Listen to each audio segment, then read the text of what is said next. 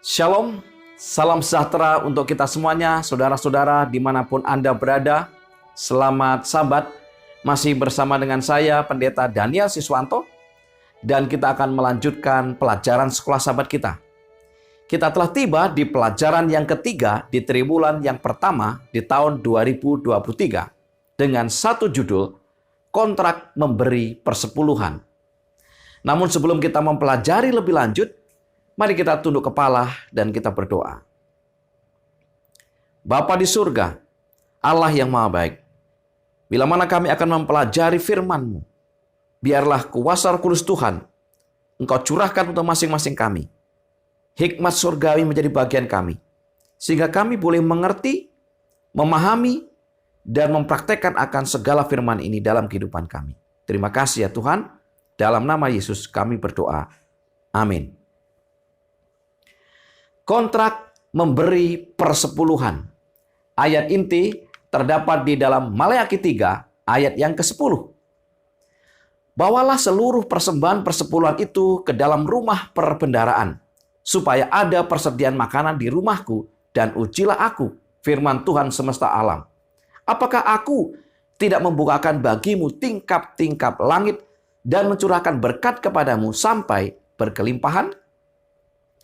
Saudara, Allah memberi kita kekuatan untuk memperoleh kekayaan. Kita harus ingat bahwa tujuan dari semua yang diberikan kepada kita adalah untuk meneguhkan perjanjiannya dengan kita. Sebagai Tuhan dan Pencipta, Allah berhak menuntut dari kita persepuluhan dari segala harta kepunyaan kita atau pertambahan untuk penyelesaian pekerjaannya yang terakhir. Lagi pula, hanya Allah yang sanggup membuka tingkap surga untuk memberkati orang-orang yang setia dengan limpah. Maleakhi 3 ayat 10 sampai dengan 12. Bagaimana selengkapnya akan pelajaran ini? Mari kita pelajari. Di pelajaran hari Minggu dengan judul Persepuluhan sama dengan 1/10. Beberapa prinsip tentang persepuluhan yang perlu kita ketahui adalah persepuluhan adalah mengembalikan 10% dari pendapatan atau keuntungan kita kepada Allah. Karena kita mengerti bahwa semua yang kita miliki adalah miliknya.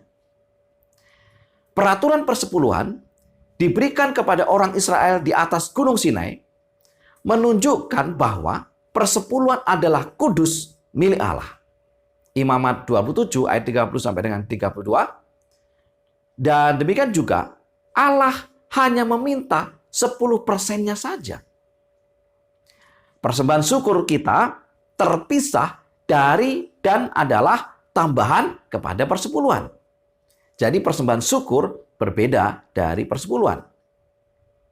Selanjutnya, persepuluhan adalah kesaksian mendasar dari komitmen Kristiani kita sebagai umat-umat Tuhan yang mengaku menjadi murid-murid Kristus. Persepuluhan adalah kesaksian mendasar komitmen kita. Kemudian tidak ada di dalam kitab suci yang kita dapati bahwa ada indikasi bagian Allah itu boleh kurang dari 1/10. Jadi kalau persepuluhan ya 10%. Tidak boleh atau tidak ada indikasi di Alkitab kurang daripada 10%. Nah, bagaimana dengan latar belakang persepuluhan itu sendiri? Yang pertama kali persepuluhan disebutkan dalam kitab suci adalah di dalam Kejadian 14 ayat 18 sampai dengan 20. Melkisedek, Raja Salem, membawa roti dan anggur. Ia seorang imam Allah yang maha tinggi. Lalu ia memberkati Abram, katanya, diberkatilah kiranya Abram oleh Allah yang maha tinggi, pencipta langit dan bumi. Dan terpujilah Allah yang maha tinggi, yang telah menyerahkan musuhmu ke tanganmu. Lalu apa yang terjadi? Lalu Abram memberikan kepadanya 1/10 dari semuanya. Yang kedua, dalam kisah Ibrani, bahwa baik Melkisedek maupun Kristus tidaklah berasal dari suku Lewi. Ibrani 7 ayat 1 sampai dengan 9. Jadi, persepuluhan mendahului dan mengikuti kekhususan suku Lewi. Persepuluhan bukanlah kebiasaan orang Yahudi secara eksklusif dan tidak berasal dari orang Ibrani di Gunung Sinai. Yang ketiga, ketika Ayub meninggalkan rumah, lari dari saudaranya yang marah, yaitu Esau, suatu malam dia bermimpi tentang sebuah tangga yang naik dari bumi ke langit. Malaikat-malaikat naik turun di atasnya. Dan Allah berdiri di atas dan berjanji menyertai Yakub, dan satu hari nanti akan membawanya pulang ke rumah. Yakub memiliki pengalaman pertobatan dan berkata, Tuhan akan menjadi Allahku. Dari segala sesuatu yang engkau berikan kepadaku, akan selalu kupersembahkan 1/10 kepadamu. Kejadian 28 ayat 21 dan 22. Jadi, kita perlu memahami bahwa mengembalikan persepuluhan sama seperti hari Sabat. Bukanlah sesuatu yang berasal dari aturan orang Israel kuno atau bahkan sebuah sistem agama. Itu tidak dibentuk oleh gereja. Bukan. Kita tidak sedang mengikuti kebiasaan orang Israel. Tetapi kita mengikuti prinsip dan pengajaran kitab suci yang berasal dari Allah. Di pelajaran hari Senin dengan judul, Di manakah rumah perbendaharaan itu? Maliaki 3 ayat 10. Bawalah seluruh persembahan persepuluhan itu ke dalam rumah perbendaharaan, supaya ada persediaan makanan di rumahku, dan ujilah aku. Firman Tuhan semesta alam, apakah aku tidak membukakan bagimu tingkap-tingkap langit dan mencurahkan berkat kepadamu sampai berkelimpahan? Saudara-saudara yang dikasihi Tuhan, umat Allah mengerti bahwa rumah Allah adalah bait suci. Tenda yang dibangun dengan petunjuk khusus yang diberikan kepada Musa di Gunung Sinai. Kemudian, ketika orang Israel hidup di tanah perjanjian, lokasi pusat pertama adalah di Silo, dan kemudian bait suci di Yerusalem yang lebih permanen.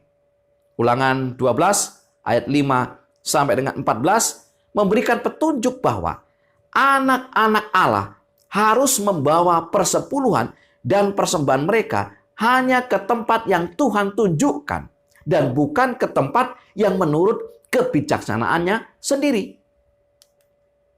Di dalam catatan kitab suci, kita mempelajari bahwa 3 kali dalam setiap tahun, yaitu pada Hari Raya Paskah, Pentakosta, dan Hari Raya Tabernakel, Keluaran 23 ayat 14 sampai dengan 17, umat Allah berjalan ke Yerusalem untuk membawa persepuluhan dan persembahan mereka secara pribadi dan memuji serta berbakti kepada Allah.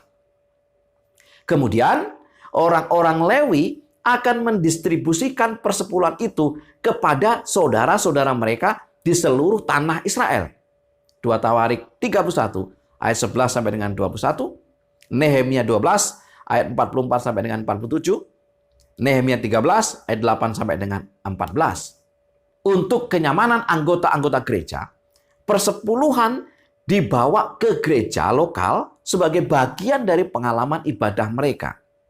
Anggota-anggota jemaat membawa persepuluhan dan persembahan mereka, meskipun yang lain menggunakan cara memberi dengan secara daring, mungkin bisa ditransfer dan seterusnya. Lalu bendahara jemaat setempat meneruskan persepuluhan tersebut ke perbendaharaan konferen atau daerah, dan dari sana didistribusikan kepada seluruh pekerja Injil. Saudara-saudara yang dikasihi Tuhan, sistem pengaturan persepuluhan ini yang digariskan dan diteguhkan oleh Tuhan telah menyanggupkan gereja Masehi Advent hari ke-7 memiliki dampak pertumbuhan dan perkembangan yang meluas di seluruh dunia. Pelajaran hari Selasa dengan judul Tujuan Pemberian Persepuluhan. Imamat 27 ayat 30. Demikian juga segala persembahan persepuluhan dari tanah, baik dari hasil benih di tanah maupun dari buah pohon-pohonan, adalah milik Tuhan. Itulah persembahan kudus bagi Tuhan. Bilangan 18 ayat 21 dan 23 mengenai Bani Lewi, Sesungguhnya aku berikan kepada mereka segala persembahan persepuluhan di antara orang Israel sebagai milik pusakanya, untuk membalas pekerjaan yang dilakukan mereka, pekerjaan pada kemah pertemuan. Tetapi orang Lewi, merekalah yang harus melakukan pekerjaan pada kemah pertemuan, dan mereka harus menanggung akibat kesalahan mereka.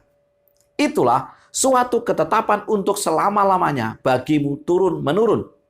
Mereka tidak akan mendapat milik pusaka di tengah-tengah orang Israel. Saudara-saudara yang dikasihi Tuhan, persepuluhan adalah milik Tuhan yang harus dipisahkan dari setiap penghasilan kita. Dan Tuhan telah memberi petunjuk untuk penggunaannya. Persepuluhan digunakan untuk menunjang pelayanan Injil. Karena itu, kebutuhan-kebutuhan para pelayan Injil dibiayai dengan persepuluhan dari Allah. Suku Lewi yang melayani di bait suci disokong melalui persepuluhan dari orang lain. Dan mereka juga memberikan persepuluhan dari yang mereka terima kepada imam-imam keturunan Harun. Pertanyaannya adalah, apakah tujuan mengembalikan persepuluhan? Yang pertama, menolong kita meneguhkan hubungan percaya dengan Tuhan. Mengambil 1/10 dari pendapatan kita dan menyerahkannya kepada Tuhan, sesungguhnya menuntut langkah iman, dan hanya oleh mempraktekkan iman, maka iman kita akan bertumbuh. Yang kedua, apakah tujuan mengembalikan persepuluhan? Mengakses janji berkat nyata dari Allah. Sebagai bagian dari perjanjian pemberian persepuluhan, Allah telah menjanjikan berkat-berkat yang besar kepada kita, sehingga kita dapat menolong orang lain dan memberi dukungan bagi pekerjaan Allah dengan persembahan kita. Kisah Para Rasul 20 ayat 35 mengatakan, adalah lebih berbahagia memberi daripada menerima. Di pelajaran hari Rabu dengan judul memberi persepuluhan dari pendapatan kotor atau bersih. Nah, saudara-saudara yang dikasihi Tuhan, soal pendapatan kotor dan bersih pada pokoknya itu mencakup konsep apakah kita mengembalikan persepuluhan atas pemasukan kita sebelum atau sesudah pajak diambil. Mereka yang wira swasta dapat dengan pasti mengurangi biaya usaha untuk menentukan keuntungan bersih mereka sebelum pajak dikurangkan. Penelitian mengenai kebiasaan memberi anggota jemaat menunjukkan bahwa mayoritas anggota gereja Masehi Advent hari ke-7 mengambil persepuluhan dari pemasukan kotor, yaitu sebelum pajak dikeluarkan. Namun sesungguhnya, ide inti tentang pendapatan kotor atau bersih adalah terserah kepada kita masing-masing untuk memutuskan. Gereja tidak memerintahkan apa yang harus kita lakukan. Pada akhirnya, kita masing-masing perlu membuat pilihan kita sendiri. Dan apa saja yang kita lakukan, kita tidak boleh menghakimi mereka yang bertindak berbeda dengan pendapat kita. Saudara-saudara yang dikasihi Tuhan, masing-masing kita secara individu bertanggung jawab kepada Allah atas apa yang kita pilih, memberi dari pendapatan kotor atau dari pendapatan bersih. Ellen G. White dalam bukunya Testimonies from the Church jilid 4 halaman 469 mengatakan, setiap orang adalah penilai bagi dirinya sendiri dan biarkan dia memberi sebagaimana yang direncanakan dalam hatinya. Sangat luar biasa. Kita tidak bisa menilai orang lain. Biarlah hati kita sendiri sesuai dengan keputusan kita sendiri. Karena pada akhirnya kita akan bertanggung jawab dengan apa yang kita lakukan, apa yang kita pilih. Saudara-saudara yang dikasihi Tuhan, kita belajar dari pengalaman janda Sarfat dalam prinsip memberi yang terdapat di dalam 1 Raja-Raja 17 ayat 9 sampai 16. Janda di Sarfat telah diberitahu oleh Allah bahwa hamba Allah sementara dalam perjalanan menemuinya. Ketika Elia tiba, wanita itu menjelaskan keadaannya yang sulit. Susah. Karena apa? Kehidupannya serba dengan keterbatasan. Dia ceritakan kepada Elia. Mari kita lihat kisahnya.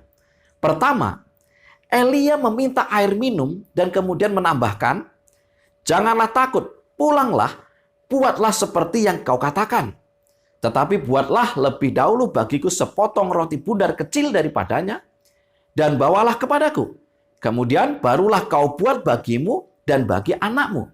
Sebab beginilah firman Tuhan Allah Israel, tepung dalam tempayan itu tidak akan habis, dan minyak dalam buli-buli itu pun tidak akan berkurang, sampai pada waktu Tuhan memberi hujan ke atas muka bumi."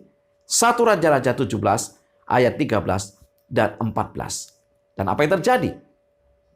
Janda di Sarfat ini berada dalam ujian atas imannya, dan ia berhasil lulus ujian. Pada prinsipnya, Tuhan selalu harus yang utama di atas segala kepentingan atau kebutuhan kita. Kita memerlukan iman untuk mempraktekannya. Di pelajaran hari Kamis dengan judul "Sebuah Persepuluhan yang Jujur atau Setia." 1 Korintus 4 ayat 1 sampai dengan 2.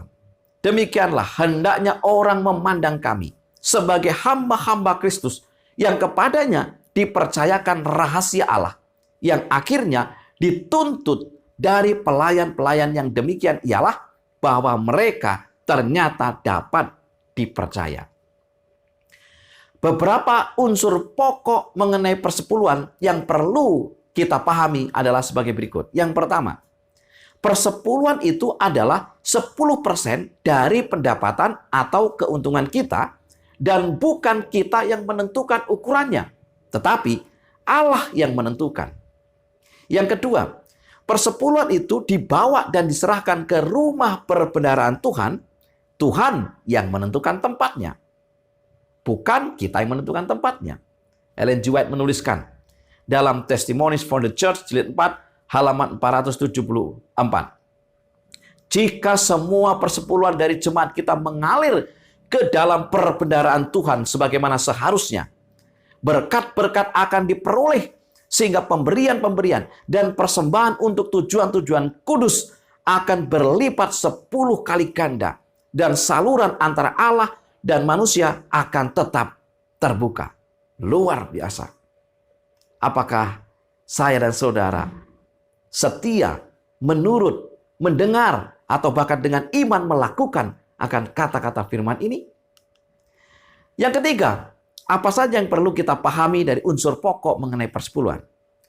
Persepuluhan artinya menghormati Allah ditujukan melalui hasil pertama dari pendapatan kita. Amsal 3 ayat 9 mengatakan, "Muliakanlah Tuhan dengan hartamu dan dengan hasil pertama dari segala penghasilanmu." Yang keempat, persepuluhan digunakan untuk tujuan yang Tuhan tetapkan, yaitu menopang pelayanan. Mengelola bagi Allah adalah satu kesempatan istimewa. Dia memberkati dan menopang kita dan meminta hanya 1/10.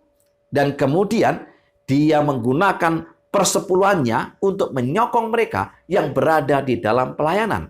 Sama seperti dia, Yesus, melakukan terhadap suku Lewi selama masa bangsa Israel kuno. Pena inspirasi melalui tulisan Ellen G. White dalam buku Membina Pendidikan Sejati halaman 126 mengatakan, "Bawalah seluruh persembahan persepuluhan itu ke dalam rumah perbendaharaan." Maliaki 3 ayat 10 adalah perintah Allah. Tidak ada imbauan yang dibuat untuk ucapan syukur atau kedermawanan. Ini adalah soal kejujuran yang sederhana. Persepuluhan adalah milik Tuhan, dan Ia memohon supaya kita mengembalikan kepadanya apa yang menjadi miliknya. Saudara-saudara yang dikasihi Tuhan, lebih lanjut di dalam Testimonies for the Church jilid 6 halaman 384, Ellen G. White menegaskan, semua harus mengingat bahwa tuntutan Allah kepada kita mendasari semua tuntutan yang lain.